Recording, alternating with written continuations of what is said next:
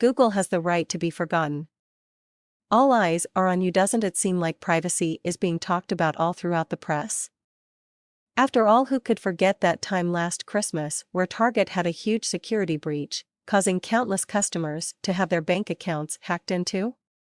What about when Edward Snowden clued Americans in that the NSA is tracking phone records? This is clearly becoming a huge issue in our nation, one that we should all be paying attention to. The courts have their opinions too, of course. With all these security issues, it's leaving many people to question how much privacy they actually have in this day and age.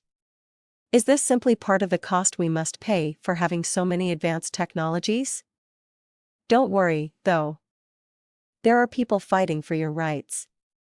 In fact, Google is currently under fire for all their ways of gathering information from consumers. Google fights back. Throughout the years, Google has dealt with numerous lawsuits pertaining to their privacy in search engines.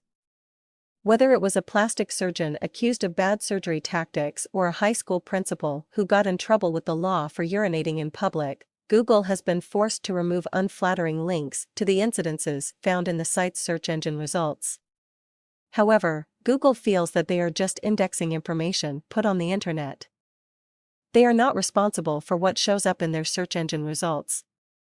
Instead, they feel if these people want the links off the web, they should hit up the source directly. Even with that argument, Google isn't completely off the hook.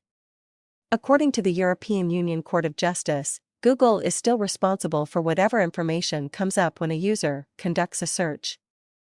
That's why now, if a user wants a link or image taken down because it's outdated or irrelevant, they can make a legitimate request and it must be honored. The only exception to this point is if the person wanting the information removed is a public figure, like a politician.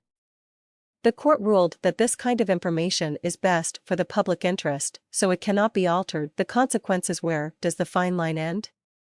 On one hand, you don't want every embarrassing moment of your life documented on the internet, but at the same time, don't you think you have the right to know if your doctor has botched an important procedure or if someone who's working closely with your child has been convicted of a huge crime?